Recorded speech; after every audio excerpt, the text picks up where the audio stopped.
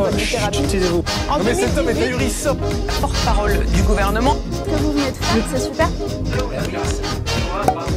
Bonjour à tous et bienvenue sur Juste Milieu, aujourd'hui avec un personnage que vous connaissez tous et que je suis très heureux de recevoir une nouvelle fois sur Juste Milieu. C'est Jacques Cheminade qui est avec nous. Alors, avant toute forme de discussion, cher Jacques, comment allez-vous ?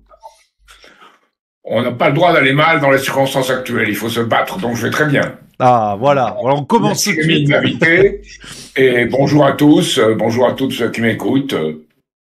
Ravi de vous recevoir et on commence tout de suite avec une note positive. Et effectivement, on ne baisse pas les bras et justement aujourd'hui, on va analyser un petit peu tout ce qu'il se passe parce que depuis plusieurs semaines, c'est la folie. C'est la folie depuis le 9 juin pour ce qui est de l'actualité politique française avec les résultats des européennes et la dissolution, mais depuis plusieurs mois, voire plusieurs années dans le monde entier, les sujets s'accumulent. Alors avec vous, cher Jacques, aujourd'hui, on va prendre le temps de regarder tout ça à froid, d'analyser un petit peu et d'abord, pour le premier volet de notre échange, un retour justement sur la politique intérieure, un retour sur les semaines écoulées, les européennes, la dissolution, les législatives, aujourd'hui la nomination de Michel Barnier.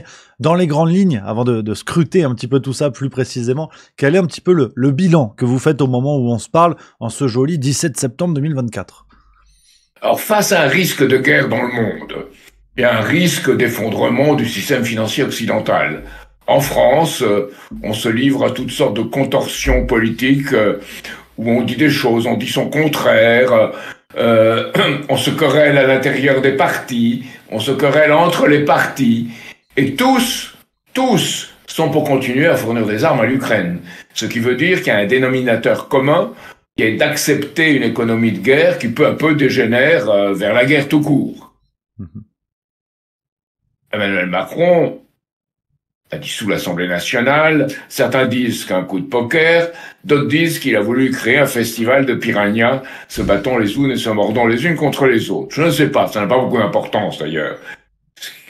Le fait, c'est que on a actuellement Michel Barnier, qui a été nommé pour être Premier ministre, qui entend diriger et conduire la politique de la nation, mais il est sous contrôle du Rassemblement national, il est en sursis, il cherche un gouvernement, il cherche un budget, donc on est, alors qu'il faudrait en France un gouvernement auquel les gens croient, un gouvernement de qualité, on est dans une sorte de désordre sans vision et où les compétences elles-mêmes sont mises au service d'un ensemble qui est déréglé.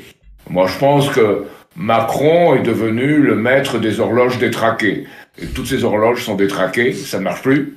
Et que d'un autre côté, Barnier est quand même, il faut le rappeler, celui qui en 2005 a dit de voter oui, alors que le peuple français a voté non à la Constitution européenne, et qui après, avec le groupe Amato à Bruxelles, a mis en place le traité de Lisbonne, qui non seulement a bafoué le vote du peuple français, mais a créé une tension entre le Parlement, qui a finalement, dans une vision européiste, voté le traité de Lisbonne contre le vœu de la population, ce qui oppose le Parlement au peuple. Et ça, c'est très grave. Et on l'a vu dans cette dégénérescence de la vie parlementaire. Je pense qu'elle vient en grande partie de là, qu'elle trouve là sa racine. Donc on est dans cette situation-là, avec un Michel Barnier qui devait présenter le budget le 1er octobre. Maintenant il dit « Ah, je le ferai sans faute le 8 ou le 9 octobre », mais en réalité, il ne sait même pas s'il y arrivera. Donc évidemment, les gens qui sont responsables lui disent « Mais il faut le présenter le 1er octobre, on en a assez de bafouer la loi ». Déjà, on a bafoué la loi une fois, c'est la deuxième fois qu'on le fait, ça ne va plus. Et en effet, on est dans un système où c'est quelque part le fait du prince, mais d'un prince qui d'une part est un enfant, et d'autre part qui n'a plus les pouvoirs qu'il prétend avoir. Et dans ce jeu, effectivement, dans ce jeu politique, et vous l'avez évoqué, les querelles, les bisbilles en interne des partis politiques, mais aussi entre les partis politiques, on a quand même l'impression, alors je ne sais pas si vous allez souscrire à cette idée, d'une télé politique, comme on a la télé-réalité, c'est-à-dire les émissions de télé-réalité où on met à distance la réalité avec quelque chose de scripté, où on sent que les échanges ne sont pas très naturels. Aujourd'hui, la politique est devenue un petit peu une sorte d'émission de télé politique où on nous explique une semaine que le gouvernement critique les positions pro-palestiniennes de LFI pour finalement s'allier avec eux au second tour des législatives. Puis après, on nous a expliqué que le RN, c'était plus ou moins des néo-nazis, mais finalement, Emmanuel Macron appelle Marine Le Pen pour, concernant la nomination de Michel Barnier pour avoir son aval.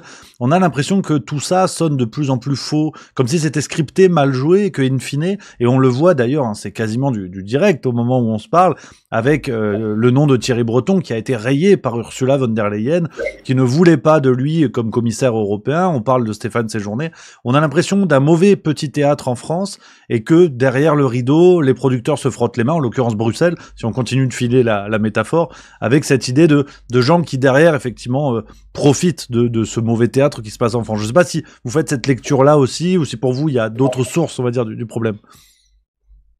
Alors là, même pour le choix de Stéphane Séjourné pour remplacer Thierry Breton, c'est un choix d'Emmanuel Macron, et on dit dans l'entourage de Michel Barnier qui n'était pas d'accord, qu'il aurait fallu réfléchir, que c'était une prérogative du Premier ministre. Donc on est dans la confusion mutuelle assurée, la confusion est totale, à un moment où il faudrait des hommes de caractère et une volonté politique, un véritable projet.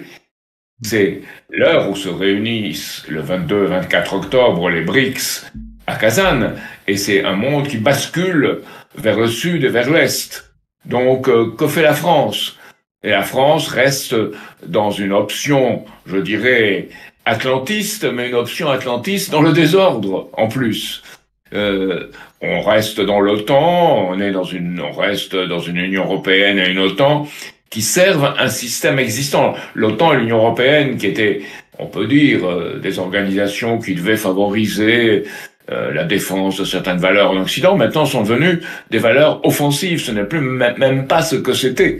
C'est des organisations offensives qui défendent un ordre financier, qui est un ordre qui est lui-même menacé. Tout ce système, on émet de la monnaie, sans contrepartie dans la production réelle, sans contrepartie dans l'économie physique, sans contrepartie dans, disons, un bon secteur public, sans contrepartie dans les salaires. Donc les gens parlent de pouvoir d'achat en ce qui concerne tous les partis politiques, une sorte de démagogie, alors que personne ne dit comment l'assurer en avoir un système de production dans lequel on a la recherche, la production, l'école, l'hôpital, le laboratoire, les bases de la nation qui soient développées. Non, chacun y va de sa proposition, qui sait très bien qu'il ne pourra pas tenir. Quand le nouveau Front populaire, par exemple, exige des mesures sociales qui, pour la plupart, sont justifiées, en même temps, il n'y a aucune politique internationale, aucune politique économique qui permettra de les tenir. Et en plus, on voit Ruffin et Mélenchon s'affronter à la fête de l'humanité. C'est le désordre le plus complet. Et à droite, vous avez la fuite dans des postes intéressants dans le privé, parfois même dans le public, de tout l'entourage d'Emmanuel Macron. Ils partent dans tous les sens et ils sont parrainés pour avoir des postes que leur donnent pas leurs compétences, mais leur position dans un système généralisé maintenant de conflit d'intérêts. Donc, on est dans une France qu'on peut pas prendre au sérieux. J'ai ici une citation de Jacob Ross, qui est le spécialiste des relations franco-allemandes, et qui dit « Macron défend des idées en matière de police et d'immigration qu'on ne retrouve en Allemagne que du côté de l'extrême droite. » Et un expert, Jean-Louis Georges, qui est un politologue, la répartition des richesses ne s'opère plus depuis les années 1980. Et ça, c'est la vérité. Il n'y a pas la répartition de richesses, mais c'est pas seulement la répartition. Il n'y a pas véritablement création de richesses réelles.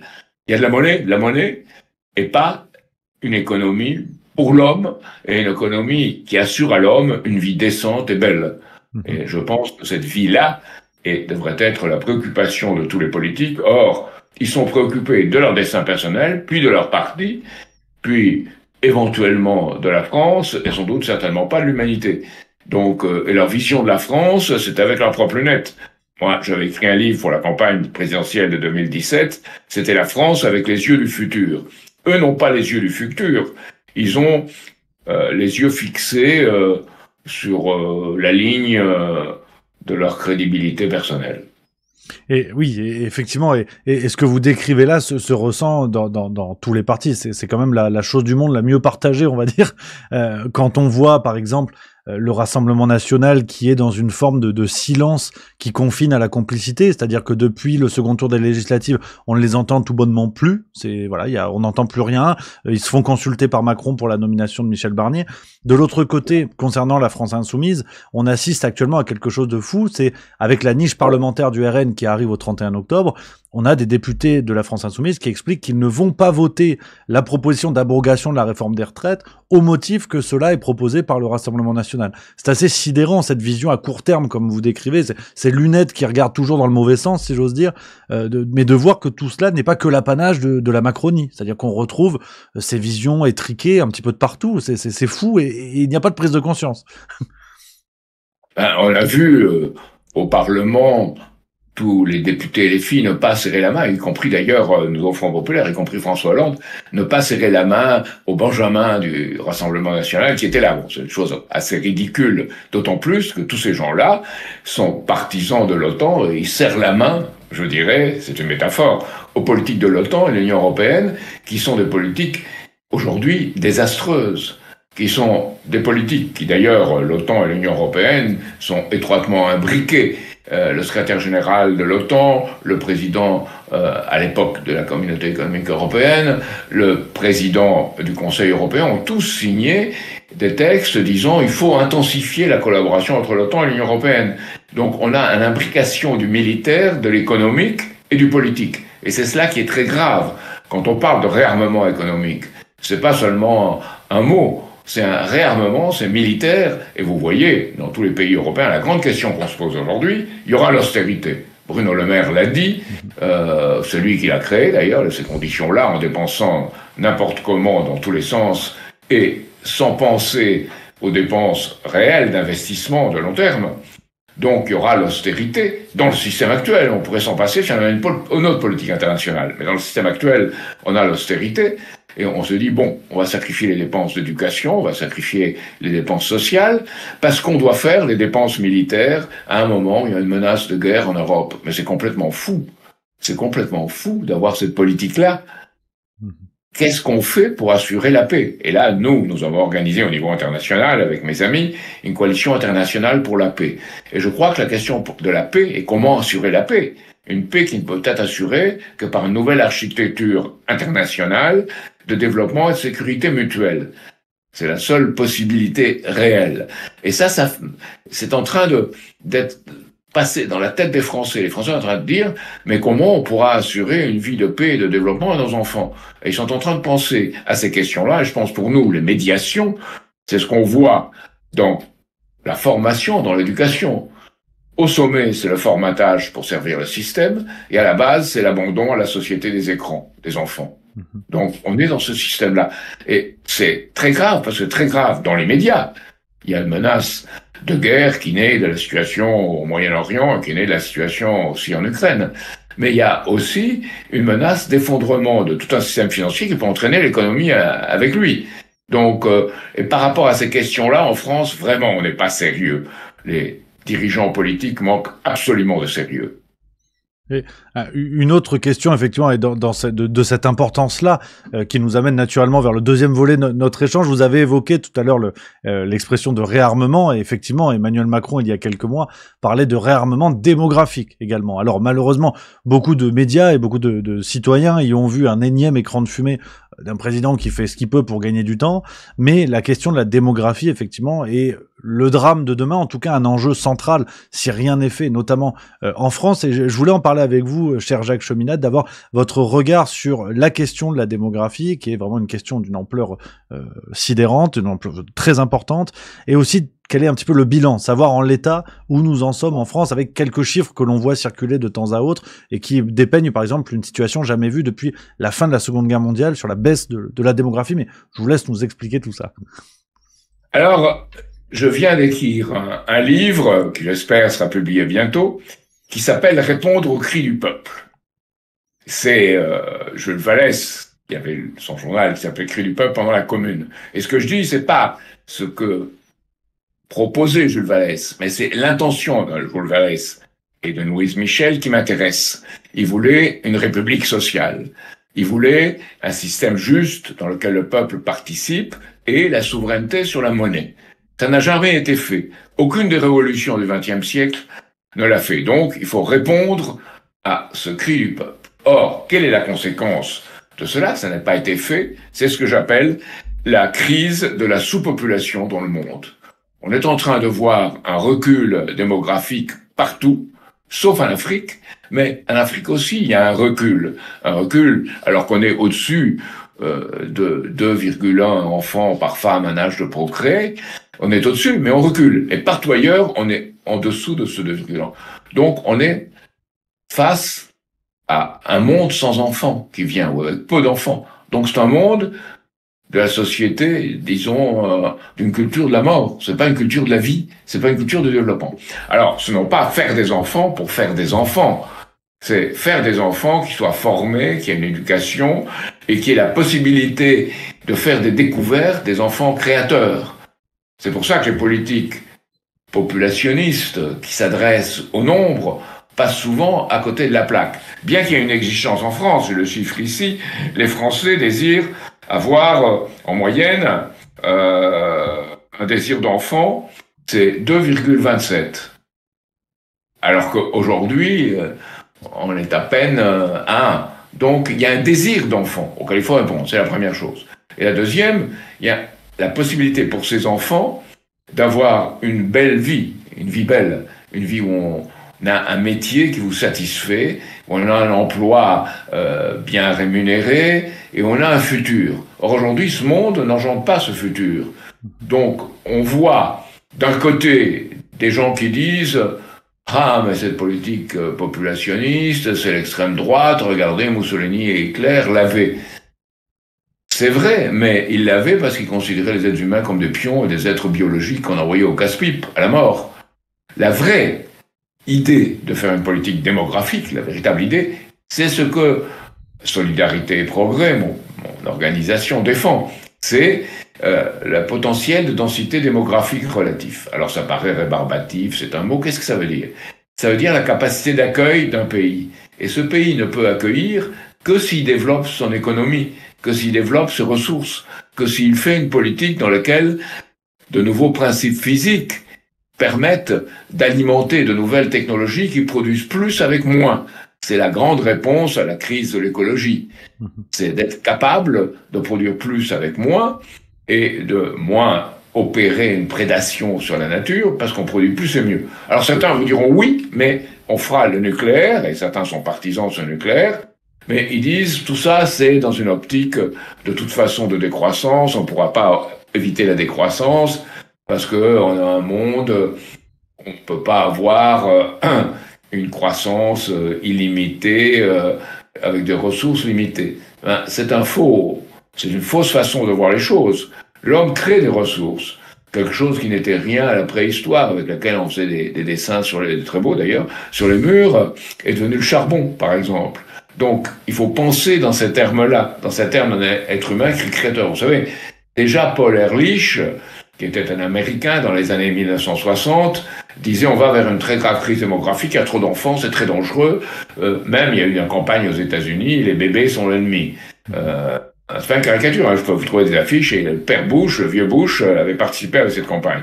Donc, et il disait, Ehrlich, qu'il y aurait des centaines de millions de morts au début à la fin du 20e, au début du 21e siècle, si on continue à avoir de la population. Ça s'est pas produit. Pourquoi ça s'est pas produit? Parce qu'il y a eu un reste de développement et que c'est une société qui était encore sur l'impulsion de toute la politique des années 50, 60, 70. Aujourd'hui, il n'y a plus cette impulsion. Et c'est le vrai problème. Parce qu'il n'y a plus les moyens de permettre à cette population future, à ceux qui vont nous précéder. Moi, je dis, notre électorat réel, c'est ceux qui voteront dans une vingtaine d'années. Cela, c'est à cela qu'on doit. Vous savez, il y a quelqu'un, Léon Bourgeois, qui était à l'époque en France un homme politique connu, qui n'était qui a dit qu'on a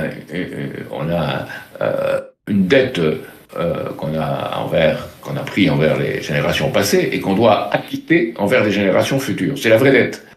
C'est la dette de la qualité de vie, c'est la dette du développement, c'est la dette pour le monde futur. Or, aujourd'hui, on voit une société de la dette qui est une dette qui a été basée sur de faux crédits, des crédits qui ont été détournés de leur objet dans un système de monnaie. Donc, on a une dette financière qui ne correspond plus à ce qui devrait être la société, ce qui permettrait de baser la société du futur. Donc la finance étouffe la croissance. Et comme elle étouffe la croissance, les gens qui voient que leur vie ne s'améliore pas, ils font pas d'enfants. Et la question en France est très claire. Vous voyez les crèches. Il y a ce rapport qui vient de publier sur les crèches. Les ogres de Vincent Castanet. On a la même chose qui se passe dans les crèches que ce qui se passe dans les EHPAD. Une politique où on considère les êtres humains comme des objets exploités. Et pas une politique où pour les vieux, on les traite en essayant de voir quelle sagesse ils pourraient communiquer de leur expérience de vie. Non, on les parque dans une EHPAD. Et pour les ogres, là, dans les crèches, 40% des Français n'arrivent pas d'ailleurs à trouver de place, 4 enfants sur 10, enfin c'est plus que 40%, 4 enfants sur 10 n'arrivent pas, plus de 4 enfants sur 10 n'arrivent pas à trouver de place dans les crèches. Et en même temps, ces crèches sont gérées de manière, parfois, pas seulement les crèches privées, c'est surtout les crèches privées, enfin même les crèches publiques, sont gérées de façon qui ne tient aucun compte d'un enfant qui devrait être traité. Et il y a eu d'excellents livres, je crois que Cyrulnik l'avait fait, sur la nécessité des 1000 premiers jours. Ça se joue dans les 1000 premiers jours. Et si on voulait faire quelque chose, il faudrait qu'assurer que ces enfants les parents de ces enfants puissent s'en occuper pendant ces 1000 premiers jours. Donc, il y a un véritable salaire parental assuré et qui soit pas comme aujourd'hui dérisoire.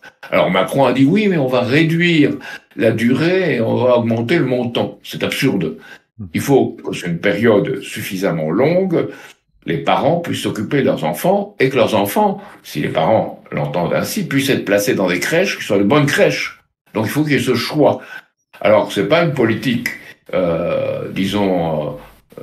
nataliste en soi. C'est une politique des pouvoirs créateurs de l'homme que chacun porte en soi et qu'il faut développer dès les premiers jours. Et c'est là que ça se joue. Et c'est ça la vraie question de la démographie. Mais est-ce que, effectivement, je reprends certains éléments que vous avez évoqués, est-ce qu'on n'est pas non plus sur une forme d'aboutissement du projet, on va dire, progressiste occidental, de l'optimisation d'une vie, c'est-à-dire que on voit aujourd'hui, vous l'avez dit, la fin de vie est complètement balayée, et pas seulement en France, largement en Occident. Le début de la vie dans la crèche, la question de l'arrivée au monde est également balayée sur le plan social avec tout ce qui est dénoncé, les comportements, l'accessibilité économique. Mais finalement, là où on critiquait le régime communiste chinois avec la politique d'un enfant par femme, on disait non mais attention, vous vous rendez compte, c'est le communisme, c'est terrible.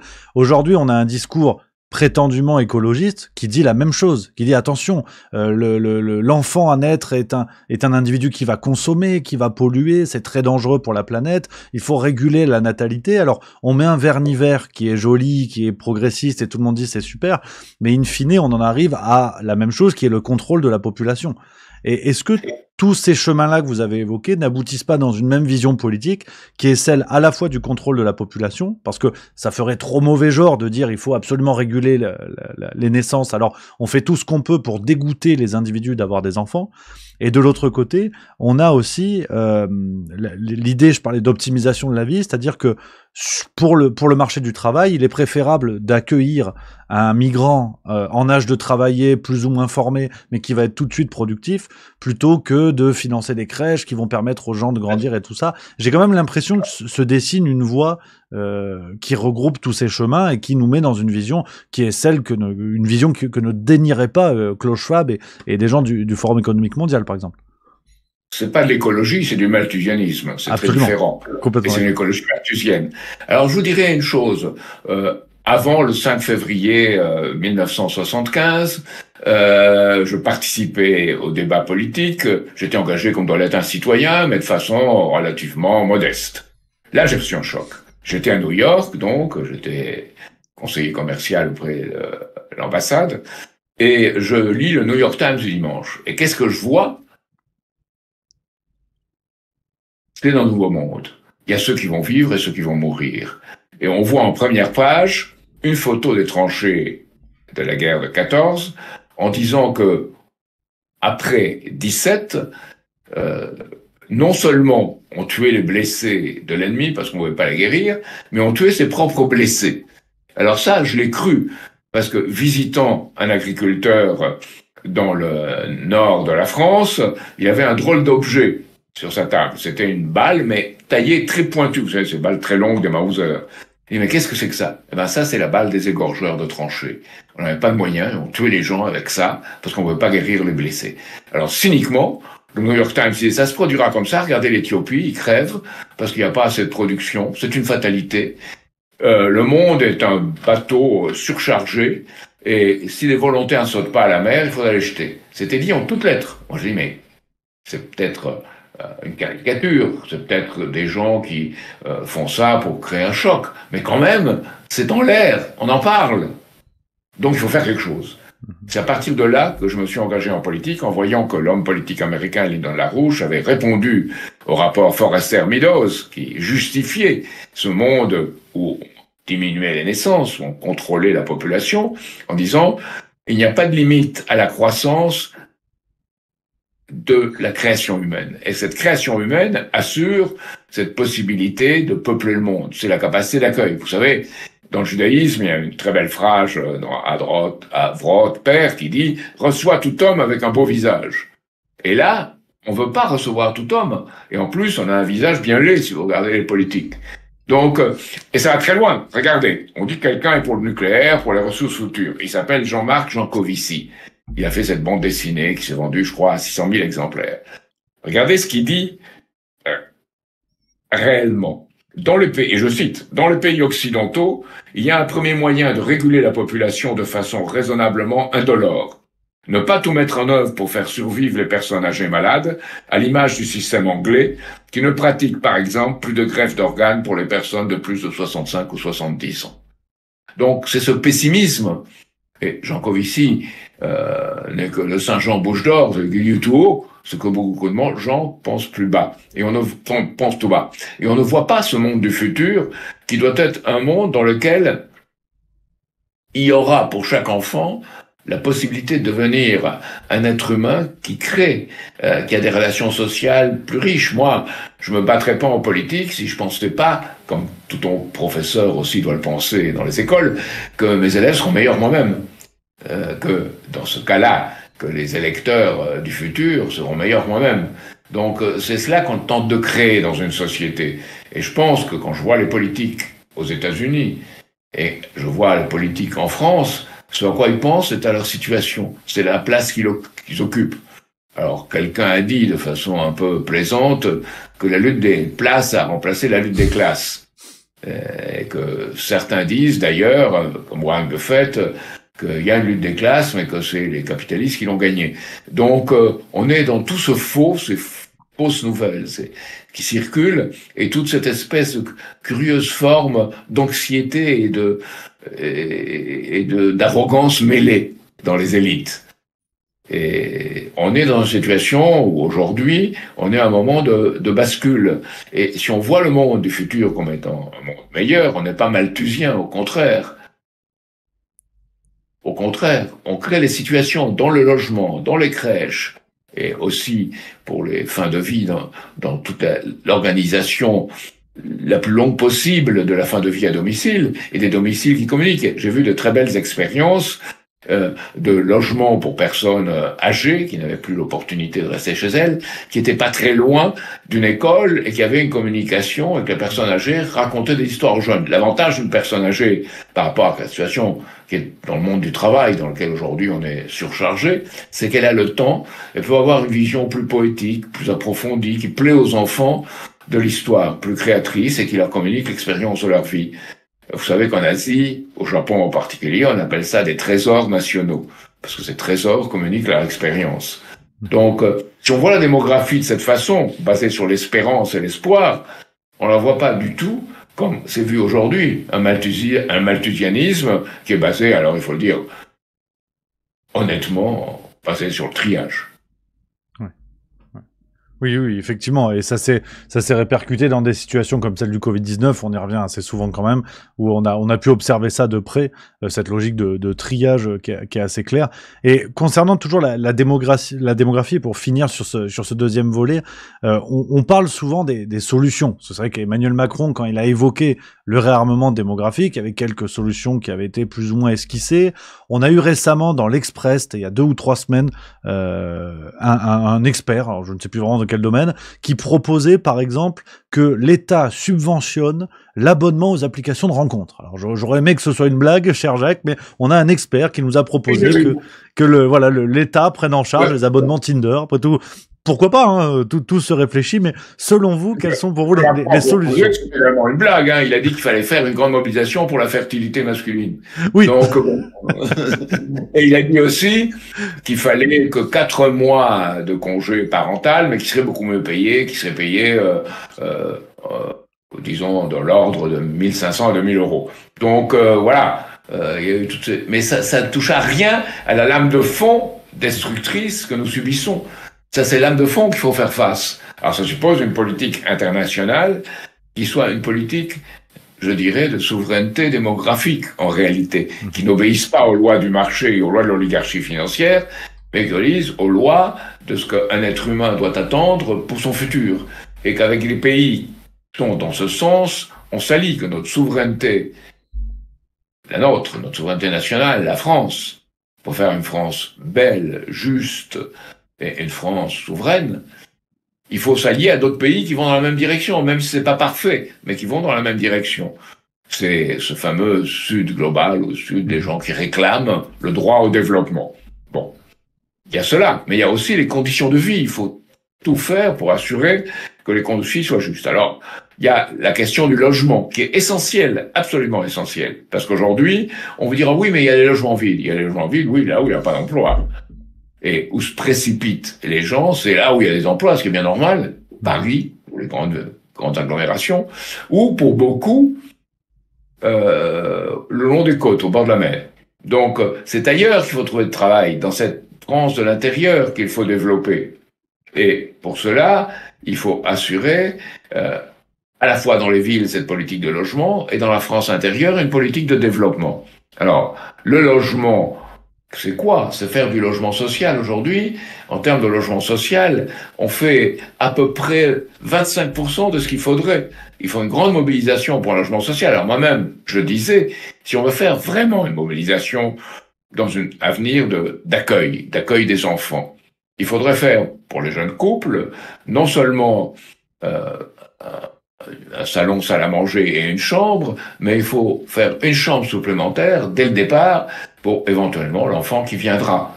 Et très vite avoir cette vision optimiste d'un pays qui reproduit ses capacités. Alors encore une fois, on n'est pas, comme disait Malthus, des lapins dans un champ qui s'il y en a trop, ils mangeront toute l'herbe et après ils crèveront tous. L'être humain n'est pas un lapin.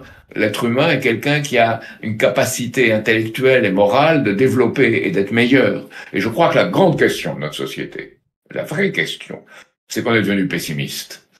Et que il faut croire que l'être humain est capable de quelque chose de meilleur, qu'il est porté au bien, et qu'il le fait socialement, collectivement, et que c'est pas seulement une préoccupation individuelle, c'est une préoccupation de tout un pays. Et on manque de partis, on manque de groupes, on manque de réflexion, on manque d'associations, comme on dit en France, à l'origine, c'est la conception proudhonienne. On manque de cela, et ce qu'on a, et c'est très intéressant de voir, moi je relis les auteurs du 19e siècle, et j'ai vu que Marx et Proudhon coïncidaient sur la notion de capital physique. Marx disait, on produit de l'argent, puis derrière, il n'y a pas de production. Et Proudhon disait, c'est l'agiotage, c'est la bourse, il a écrit d'ailleurs quelque chose qui s'appelle la bourse. Donc il y avait cette conscience. Et aujourd'hui, cette conscience est en train de réapparaître, qu'il y a une oligarchie financière, qu'il y a une politique de la dette, et qu'il faut traiter cette question. Alors nous, ce que nous disons, c'est la logique de la traité de Westphalie, qui a établi des États-nations et arrêté les guerres. C'est le pardon du mal qu'on a fait aux autres, le pardon des offenses, c'est l'avantage d'autrui, on donne des avantages à l'autre pour avoir son propre avantage, et c'est l'annulation des dettes de guerre à l'époque. Et aujourd'hui, il faudra annuler les dettes illégitimes, massivement, et redonner au peuple une participation aux affaires. Je pense que cette idée de participation est absolument fondamentale, parce qu'on ne peut pas appeler participation ce qui est donner quelques actions aux ouvriers ou... Non, il faut donner le pouvoir réel, et dans le pays et dans l'entreprise. Donc il faut réfléchir à cela. Beaucoup de gens ont travaillé sur des textes constituants, sur des textes pour l'avenir de notre pays. Je pense que cette notion de participation est beaucoup plus importante que tout le reste, parce que les gens obscurément la veulent, mais ils croient qu'ils ne peuvent pas y arriver. Eh bien, il faut leur donner à la fois les moyens et le sentiment qu'on peut y arriver, qu'on doit y arriver si on veut voir un bon futur. Encore une note optimiste, effectivement, une note positive et qui fait du bien. Je suis complètement d'accord et très heureux de vous entendre rappeler l'importance comme ça de ces messages positifs. Alors, le dernier volet, et vous l'avez abordé déjà quelques fois, le volet international que je voulais aborder avec vous, cher Jacques Cheminade, et d'abord, parce que ça se rapproche à grands pas, les élections américaines en 2024 où les rebondissements, là encore, ne cessent de se multiplier. Encore une tentative d'assassinat sur Donald Trump il y a un peu moins de 48 heures, on l'a appris, alors qu'il jouait au golf, un tireur embusqué dans un buisson aurait tenté de lui tirer dessus. Enfin, c'est d'ailleurs le FBI qui l'a officialisé, donc normalement on est bon, c'est officiel. Donc, quel est un peu votre regard sur cette campagne complètement dingue, hein, où on est passé par une première tentative d'assassinat, Joe Biden qui se retire, Kamala Harris propulsée en moins de 3 semaines comme presque une sorte de Barack Obama avec un brushing. C'est assez extraordinaire, tout ce qui se passe. Alors, j'irais le pire qu'on n'a pas dit et qu'on ne dit pas d'habitude. On dit que Joe Biden est sénile et qu'il ne pourra pas être candidat aux prochaines élections présidentielles. Ce qui est vrai, tout le monde le voit. Mais, on le savait depuis 2020. Donc, on a admis qu'il y avait un président sénile. Et puis, entre aujourd'hui, c'est pour ça que c'est une période très dangereuse, et janvier, où un nouveau président arrivera, on admet qu'un président sénile puisse avoir le doigt sur le bouton nucléaire. Ça veut dire qu'il ne l'a pas. Ça veut dire que c'est le service de renseignement américain et le lobby militaro-industriel qu'il a. Or, il y a un fait, moi, qui me frappe beaucoup, et que je suis en train de répéter souvent, donc je vais me répéter, c'est le 17 janvier 1961, quand Kennedy devient président.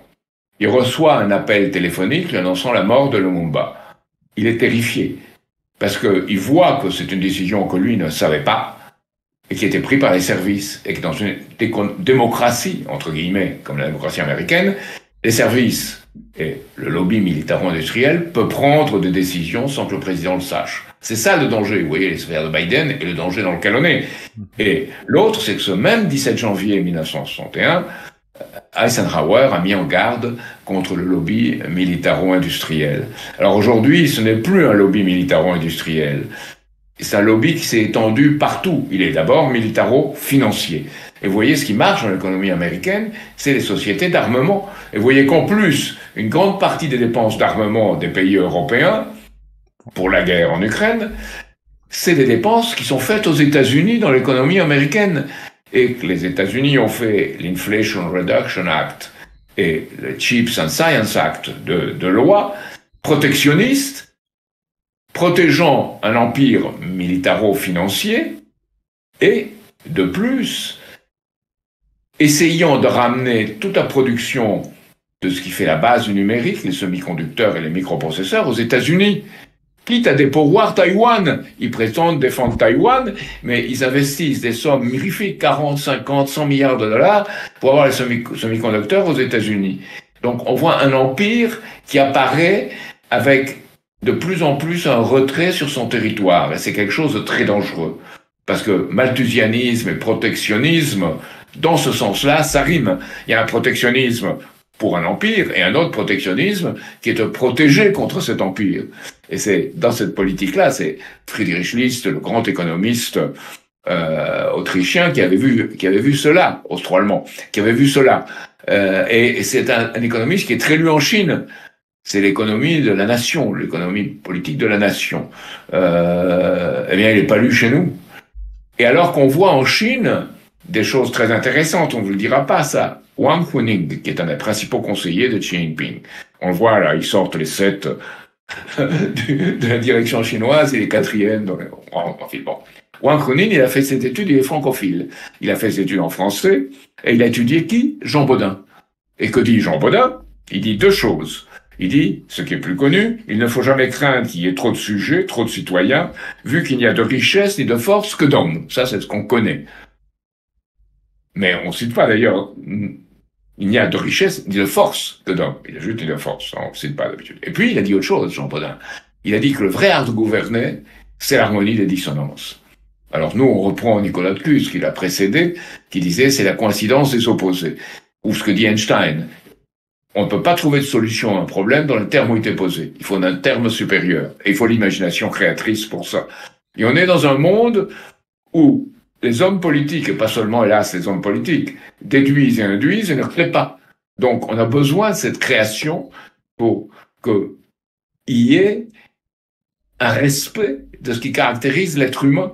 L'être humain est la seule chose existante que je connaisse, il y en a peut-être d'autres, mais je ne connais pas. est la seule qui est capable de changer son environnement et le rendre sa capacité d'accueil développée. Et là, toutes les thèses du Club de Rome, toutes les thèses malthusiennes s'opposent à ça parce qu'elles sont inhumaines. Et on voit le compte de cela dans ce qui arrive à Gaza et en Cisjordanie, où il y a une véritable politique de déshumanisation de l'autre. Netanyahou et sa bande de voyous messianistes pratiquent cela. Et c'est terrible pour les Palestiniens, bien sûr, mais c'est même terrible pour le peuple israélien. Donc ce qu'on voudrait, c'est une politique de développement mutuel. Et nous défendons toujours des projets communs qui permettent de créer des ressources pour le futur. En l'espèce, pour le Proche et Moyen-Orient, c'est un plan Oasis. Et un plan Oasis pour le développement mutuel, basé sur l'eau, la gestion de l'eau, et la gestion agricole, et l'industrie qui doit y être associée, bien sûr, permettra de détourner une économie de guerre et de faire une économie de paix pour le développement futur. Et effectivement, oui, effectivement, cet angle-là de développement plus important que jamais, et pour apaiser les tensions internationales. Et justement, sur ces questions-là, est-ce que pour vous, les élections américaines, le résultat des élections américaines, plus qu'incertain, on l'a dit, hein, est-ce que vous voyez une distinction sur les conséquences positives qu'il puisse y avoir en fonction de la victoire de Kamala Harris ou de Donald Trump sur la guerre entre Israël et Palestine et aussi sur la guerre Russie-Ukraine, ou est-ce que finalement on se retrouve sur des positions sur la question géopolitique pas si éloignées que cela? Alors, comme vous l'avez dit, Kamala Harris, c'est plutôt un être de synthèse. Et elle est la réflexion des rapports dans cette oligarchie financière anglo-américaine. Elle en est l'exemple, avec un visage démocratique et derrière le malthusianisme et une politique qui est une politique de conservation d'intérêts et pas de développement. De l'autre côté, il y a Trump. Alors Trump, il a un facteur incontrôlable. Tout de même, il a dit qu'il ferait la paix en 24 heures avec la Russie. Quand même, il dépend la superfuse, l'arme ultime américaine, qui est la frappe des silos en profondeur, en rectifiant le tir, car on domine la trajectoire des missiles. Bon, c'est dangereux. D'autre part, certains de ses conseillers, Steve Bannon, qui est en prison d'ailleurs aujourd'hui, et Mahem, qui continue à avoir une influence, qui est un homme pervers et intelligent, et Pompeo sont pour une guerre totale à la Chine. Donc Trump, c'est pas différent dans ce sens de c'est contre l'autre qu'il faut se mobiliser. Nous avons une personne qui a participé à nos programmes de Coalition internationale pour la paix internationale, qui s'appelle Lawrence Wilkerson. Lawrence Wilkerson, c'était le principal collaborateur aux Nations Unies de Colin Powell. Au moment où Colin Powell, il est parti au moment où Colin Powell a sa piole, il a dit, mais vous savez pas où vous allez. On va vers une société où tout le monde sera considéré comme un ennemi aux États-Unis, parce que c'est la vision de l'oligarchie financière. Ami, ennemi, c'est Carl Schmitt, hein, le penseur du Reich, le penseur hitlérien, le juriste, qui disait que la base de tout, c'est de favoriser ses amis et de nuire à ses ennemis. C'est totalement opposé au traité de Westphalie, qui est basé sur l'avantage mutuel et le développement mutuel. Donc, Trump est un homme d'affaires. Et sur ça, il cherche des deals, c'est un businessman. Et il est incontrôlable, il a un facteur incontrôlable. C'est pour ça qu'ils essayent de l'écarter. Et à mon avis, son candidat à la vice-présidence, Vance, est un homme intelligent et plus dangereux que lui. Parce que lui, là, carrément, c'est le siècle américain, c'est la domination américaine. Donc il faut voir. Avec Trump, on pourra peut-être respirer un peu et ce sera un relatif avantage, mais il faut lui faire absolument aucune confiance, parce qu'il représente les mêmes forces aux États-Unis. Alors, ce qui est plus intéressant avec Trump, c'est que Tulsi Gabbard et Robert Kennedy sont ralliés à lui et assurent une influence anti-guerre. Ça, Robert Kennedy a bien des défauts, mais il est contre la guerre. Et Tulsi Gabbard aussi.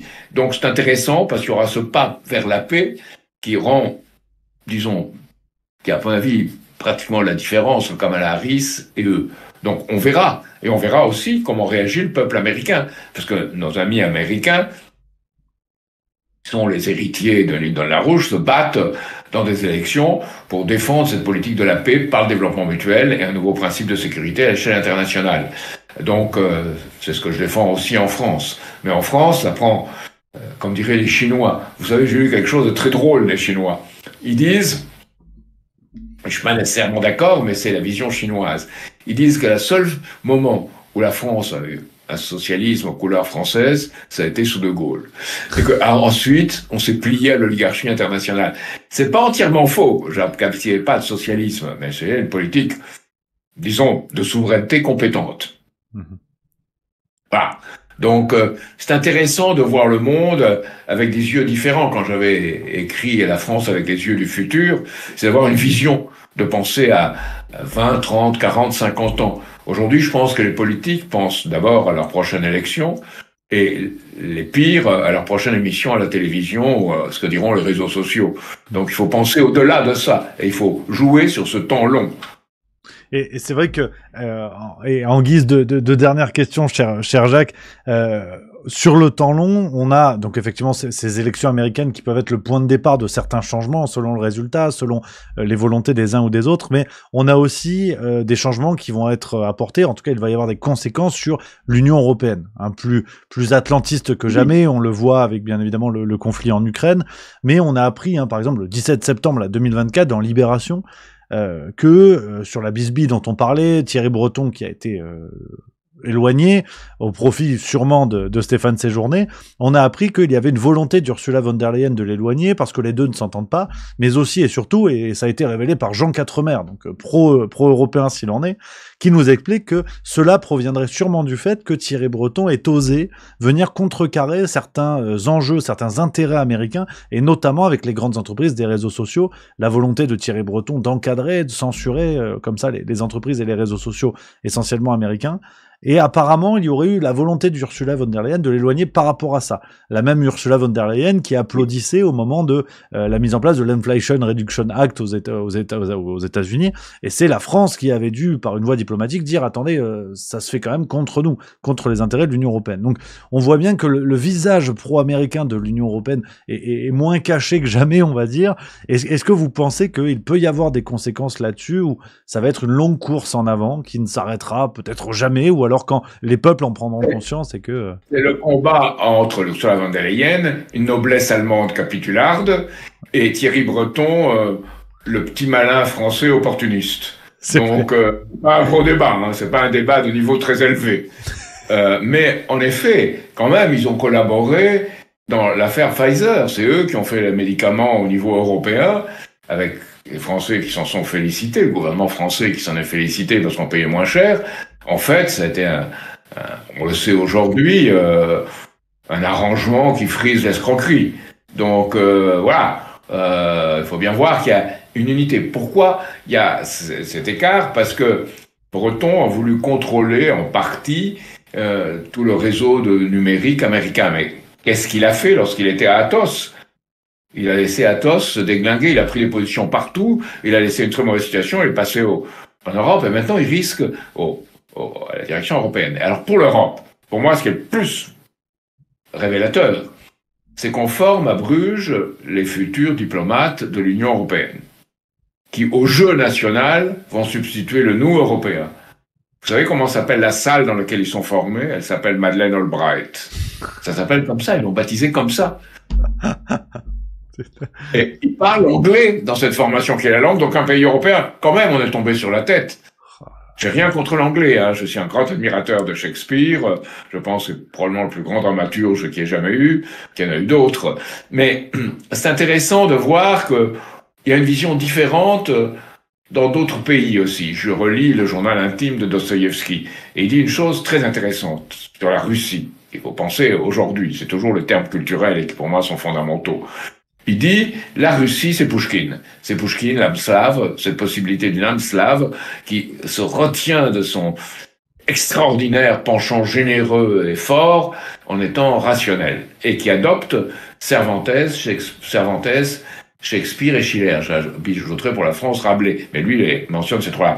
Donc il y a une vision à la fois nationale et internationale en Russie. Et cette vision, il faut pas exclure qu'elle ait fait des petits dans l'histoire russe, et on le voit. Donc chez nous, on est derrière une ligne Maginot. L'extrême droite, le grand problème de l'extrême droite, c'est qu'elle est identitaire. Elle n'est pas vraiment nationaliste au sens où une nation cherche à s'entendre avec d'autres nations pour bâtir un monde meilleur. Cette extrême droite, elle est identitaire. Et c'est en cela qu'elle laisse percer des gens, disons, inquiétants, et qu'on a cette alliance curieuse entre les macroniens et le Rassemblement national, et que ce gouvernement Barnier en est l'accouchement, avec un national-libéralisme et un eurolibéralisme qui s'agit et qui devient un national-eurolibéralisme, puisque Marine Le Pen a renoncé à sortir de l'OTAN, à sortir de l'Union européenne et à sortir de l'euro. Elle est passée sous les fourches codines de l'Europe. Donc on a Barnier, qui est l'exemple de ça, et en plus, qui se dit gaulliste social. Alors là, ça dépasse vraiment, disons, l'outrecuidance et le culot. C'est un culot monstre. Et ce culot des élites, soi-disant élites, le peuple est en train de le voir. Et il veut autre chose. Ce qu'il faut lui donner, c'est autre chose. Alors j'étais le week-end dernier dans 2 endroits différents. D'abord, à ce que Florian Philippot avait organisé, en lui disant très bien que c'est pas une adhésion à lui-même, c'est un mouvement souverainiste qui s'esquisse. Il y avait 2500 personnes à Arras qui est une des plus belles villes de France, magnifique. Donc, et où il a dit, ce qui est, je pense, très important, que la souveraineté, c'est pas un élément national seulement, c'est aussi un élément international. Et ça, disons, je pense qu'il a trouvé son inspiration sur cela quelque part. Alors, ça peut être intéressant, ça veut pas dire que c'est parfait, mais il a appelé aussi à une alliance de tous ceux qui sont préoccupés par l'état de la France et qui disent qu'il faut se rallier à cette idée-là. Et je constate avec tristesse, parce que j'aurais voulu que François Asselineau aussi soit dans ce perspective-là, quand François Asselineau a dit Michel Barnier, après tout, il n'est pas si mal, et comme on le dit dans le journal de dimanche aussi, qui représente la même vision un peu collabo de droite et d'extrême droite, qui dit que Michel Barnier n'est pas si mal, il faut faire attention. Oui, je critiquerai quand il fera de mauvaises choses, mais pour l'instant, c'est pas si mal, etc., etc. Donc, je crois que ils ne voient pas, ou ils ne veulent pas le voir, ce qui est ce danger. Et là, ce qui était intéressant dans cette réunion de Florian Philippot, c'est qu'il y avait 2500 personnes et qui m'ont donné la parole sur l'OTAN, et de dire ce que je pensais de l'OTAN.